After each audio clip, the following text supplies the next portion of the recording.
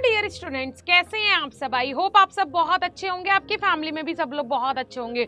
Most important आज का ये वीडियो होने वाला है जस्ट बिकॉज आज मैं आपको बताऊंगी कि आप एम्स बीएससी नर्सिंग को फर्स्ट अटेम्प्ट में कैसे क्रैक कर सकते हैं, क्या उसके लिए स्ट्रेटेजी आपने अपनानी है, कौन कौन सी गलतियां आप कर रहे हैं, जो गलतियां आपको नहीं करनी है, अवॉइड करनी है। ये वाली चीजें अगर आपने ऐसा कर दिया इन लास्ट टू लास्ट 20 दिन के अंदर तो 100% आपका सिलेक्शन होना पक्का है।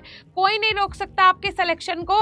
तो आप ये वीडियो अंत तक जरूर देखिएगा और शेयर भी जरूर कर दीजिएगा अपने दोस्तों को, जिससे कि उनको भी पता चल सके कि अगर एम्स बीएससी नर्सिंग को फर्स्ट अटेम्प्ट में हमें क्लियर करना है तो उसके लिए हमें क्या करना होगा। तो काफी सारी चीजें हैं, काफी सारे पॉइंट्स हैं, पॉइंट टू पॉइंट बात करेंगे कि मेजर वो कौन सी गलतियां हैं जो आप अपने इस सफर में कर रहे हो। सो देखिए, वीडियो को शुरू करने से पहले, मिस्टेक्स को जानने से पहले आप मुझे जान लीजिए।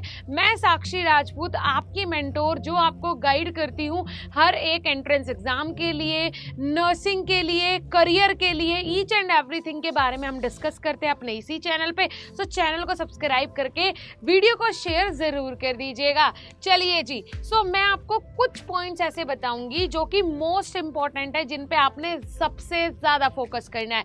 अब आप गलतियां कौन सी कर रहे हैं कि मैम आपने बता दिया, कह दिया कि आप मिस्टेक्स कर रहे हो, लेकिन वो मिस्टेक्स हैं कौन सी वो तो हमें बता दो। तो देखो बेटा, ये जो है फिजिक्स, केमिस्ट्री और जीके, ये 3 सब्जेक्ट देख रहे हो आप। अब मैम इनका क्या है बेटा? सबसे पहले आप ये देखो, ओनली स्टडी बायोलॉजी।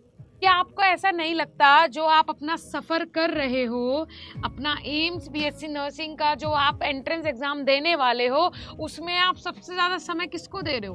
बायोलॉजी को दे रहे हो।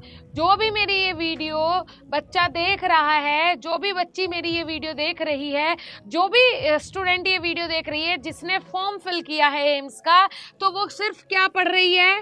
वो सिर्फ बायोलॉजी पढ़ रही है, क्योंकि बायोलॉजी में उसे सबसे ज़्यादा इंटरेस्ट है।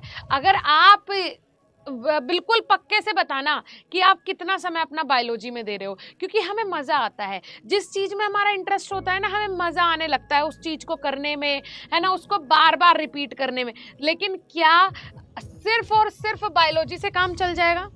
सिर्फ और सिर्फ बायोलॉजी पढ़ने से काम चल जाएगा कि नहीं चलेगा? क्योंकि जितना वेटेज बायोलॉजी का है उतना ही वेटेज बेटा फिजिक्स का है, उतना ही वेटेज केमिस्ट्री का है, और जीके के भी क्वेश्चन आने हैं। तो जब हमारा जितना वेटेज बायोलॉजी का है उतना ही वेटेज फिजिक्स और केमिस्ट्री का है, तो हम सिर्फ बायोलॉजी पे फोकस क्यों कर रहे हैं? हम इन 2 सब्जेक्ट्स पे फोकस क्यों नहीं कर रहे हैं? अगर आप इन दोनों सब्जेक्ट्स के मोक्स नहीं लगाओगे, डेली जितना टाइम आप बायोलॉजी को दे रहे हो उतना टाइम आप फिजिक्स और केमिस्ट्री को नहीं दोगे, तो 100% की बात है कि आप लोग एम्स को क्रैक नहीं कर पाओगे।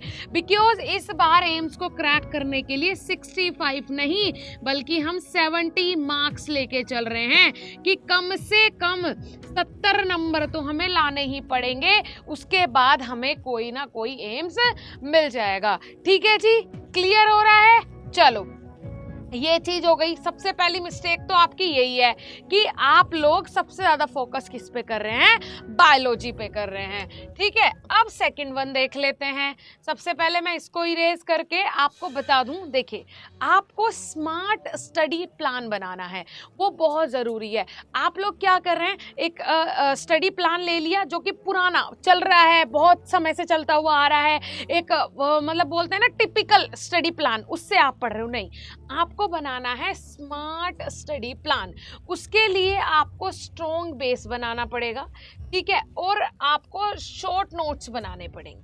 ठीक है, इस पे फोकस करो कि आपको स्ट्रॉन्ग बेस कैसे बनाना है। अपना फॉर्मूला का एक शीट बना लो, ठीक है, सारे फॉर्मूलाज उसमें लिख लो, फिजिक्स के भी केमिस्ट्री के भी पूरे फॉर्मूलाज उसमें लिखो और उसको रिवाइज करो, क्योंकि फॉर्मूलाज से ही सारे क्वेश्चन सॉल्व होने हैं।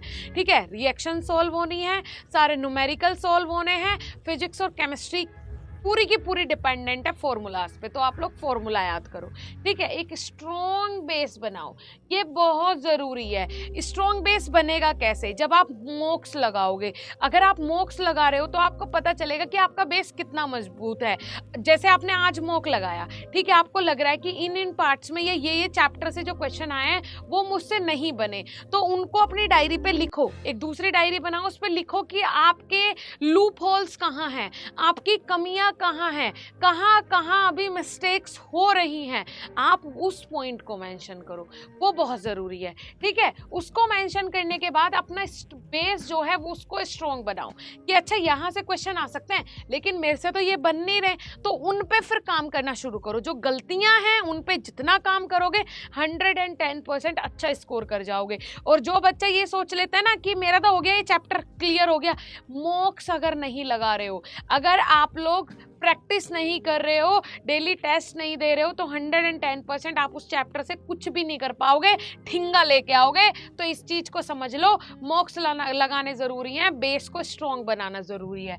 अब ये शॉर्ट नोट्स बनाने का क्या मतलब है? अब इतनी मोटी मोटी किताबें जो होती हैं वो पढ़ने से तो कोई फायदा नहीं है। शॉर्ट नोट्स बनाओ, लास्ट 5 ईयर के क्वेश्चन पेपर्स उठाओ, ठीक है जी। जो मॉक्स आपको मिल रहे हैं, टेक्स्ट बुक के मॉक्स ले लो, कहीं से भी मॉक्स ले लो, उनके मॉक्स लेके आप लोग प्रैक्टिस शुरू करो। लास्ट 5 ईयर के क्वेश्चन पेपर को सॉल्व करो, शॉर्ट नोट्स बनाओ। सबसे ज़्यादा वेटेज कहाँ से आता है, किस चैप्टर से आता है, ऑलरेडी मैं वीडियोस बना चुकी हूँ, तो आप जो सबसे ज़्यादा वेटेज वाले चैप्टर्स हैं उन पे फोकस करो, ठीक है। उसके शॉर्ट नोट्स बनाओ, जो इंपॉर्टेंट पॉइंट्स हैं उनको मेंशन करो, फॉर्मूलाज लिखो, जो हेडिंग है, हेडलाइंस है वो लिखो, कौन कौन से पॉइंट से क्वेश्चन बनते हैं वो लिखो शॉर्ट नोट्स के अंदर। जब ये शॉर्ट नोट्स आपके पास होंगे ना, इफ़ अगर आपके पास ये हैं तो आप 100% एम्स को फोड़ देंगे, कोई दिक्कत नहीं है, ठीक है। As soon as possible clear all concept clear करो, रटो मत। जब तक कंसेप्ट को क्लियर नहीं करोगे तब तक आप लोग एम्स को नहीं फोड़ पाओगे। या कोई भी एग्जाम हो, दुनिया का कोई भी एग्जाम हो, जब तक आप उसको क्लियर नहीं कर सकते जब तक आपके कंसेप्ट क्लियर नहीं है। अगर कंसेप्ट क्लियर है तो कोई भी एग्जाम हो दुनिया का, आप उसे आसानी से क्लियर कर लोगे, कोई भी दुनिया का एग्जाम हो, ठीक है। Next is don't ignore physics and chemistry. फिर से वही बात आ गई कि आपको फिजिक्स और केमिस्ट्री को इग्नोर नहीं करना है। अगर मैं ये बार बार बोल रही हूँ तो मतलब बच्चे गलतियाँ कर रहे हैं, मिस्टेक यही है, लूप होल यही है। इसके लिए आपने MCQs की प्रैक्टिस करनी है, कम से कम डेली 100 MCQs लगाओ, कम से कम। इसमें कैसे होंगे कि 25 क्वेश्चन फिजिक्स के हैं, 25 क्वेश्चन बायोलॉजी के हैं और 25 क्वेश्चन आपके किसके हैं जी, फिजिक्स के, केमिस्ट्री के हैं, ठीक है। 25 क्वेश्चन आपके किसके हैं जी, केमिस्ट्री के हैं, ठीक है। तो ये होगा 75 क्वेश्चन, ठीक है। उसके अलावा 20 क्वेश्चन जीके के लगाओ, बहुत आसान होता है। इसके क्वेश्चन आप 10 भी कर सकते हो, 10 क्वेश्चन इसके लगाओ, बाकी जो है दूसरे दिन से यहाँ बढ़ोतरी कर दो। 30 क्वेश्चन फिजिक्स के लगाओ, 30 केमिस्ट्री के लगाओ, 30 बायोलॉजी के लगाओ, 10 जीके के लगाओ, ऐसे ही आपके पेपर में आने वाले हैं। तो फिर क्यों परेशान हो रहे हो, क्यों परेशान होना है बेटा? सारी चीज़ें ऑल इन गुड है, सब चीज़ें बढ़िया हैं, लेकिन आप लोगों को वेटेज तीनों सब्जेक्ट को बराबर देना पड़ेगा। किसी एक को इग्नोर करोगे पछताओगे, वहीं से मार्क्स कम हो जाएंगे और फिर आपको सीट नहीं मिलने वाली। ये बात आप ध्यान रखो, ठीक है जी। अब आपको यहाँ पे कंसीडर करना है इंग्लिश और जीके को, ये भी ज़रूरी है। उसके लिए आपको मॉक टेस्ट को एनालाइज करना है। अगर आपने मॉक टेस्ट को एनालाइज कर लिया तो रियल प्रिपरेशन वही है। मॉक टेस्ट देखो कैसा आ रहा है, आप उसमें कितना कर पा रहे हैं। जितना आप मॉक टेस्ट में अच्छा करेंगे उतना ही आप जो फाइनल पेपर है उसमें अच्छा करेंगे। ये गारंटी की बात है यार, ये तो प्रैक्टिकल बात है, ये कोई ऐसा नहीं हवा हवाई में बात है, ये प्रैक्टिकल बात है, इसको करो, ठीक है। वर्क ऑन मिस्टेक्स, मैं पहले ही ये चीज़ भी क्लियर कर चुकी हूँ। गलतियों पे काम करो, जहाँ लग रहा है कि ये चैप्टर मेरा क्लियर नहीं है, ये वाले टॉपिक से मेरे से सवाल बन नहीं रहे हैं, उन पे काम करो। 100% आप लोग 75 नंबर ले आओगे अगर आप इस स्ट्रेटेजी से आज भी काम करना शुरू करोगे। गलतियों पे काम करो। प्रिपरेशन का टाइम अब गया, प्रिपरेशन का टाइम अब गया। तीनों सब्जेक्ट को बराबर का वेटेज दो और मॉक्स लगाओ। जहां गलतियां लग रही हैं, रिपीटेड जहां गलतियां हो रही हैं, उन वाले टॉपिक्स को दोबारा से फोकस करो, दोबारा से रीड करो।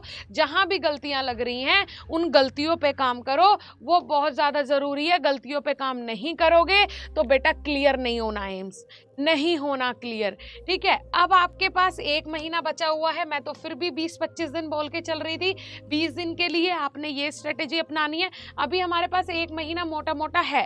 ठीक है, तो आपको ये सोच के चलना है बस मेरे पास 20 दिन है और 20 दिन में मैंने बिल्कुल भी अब सिर्फ बायोलॉजी पे फोकस नहीं करना। तीनों सब्जेक्ट मुझे बराबर के नंबर देंगे तो तीनों सब्जेक्ट को मैं बराबर का समय दूंगी। और बराबर का समय अगर मैं तीनों सब्जेक्ट को दे रही हूँ तो 110% मैं एम्स को निकाल दूंगी। कोई दिक्कत वाली बात है नहीं, अब नहीं दिक्कत लेनी है। ठीक है जी, सो आई होप आपको समझ में आया होगा आप कहाँ कहाँ मिस्टेक्स कर रहे हैं, कौन कौन से लूप होल्स हैं, उन पे काम करो, मिस्टेक्स पे काम करो। जहाँ जहाँ गलतियाँ हो रही हैं उन टॉपिक्स को पकड़ो, उनको अच्छे से रीड करो, फिर मॉक लगाओ, फिर देखो कि कितना सुधार आया है। ठीक है जी, चलिए बहुत बहुत धन्यवाद यहाँ तक वीडियो को देखने के लिए। शेयर ज़रूर कर दीजिएगा।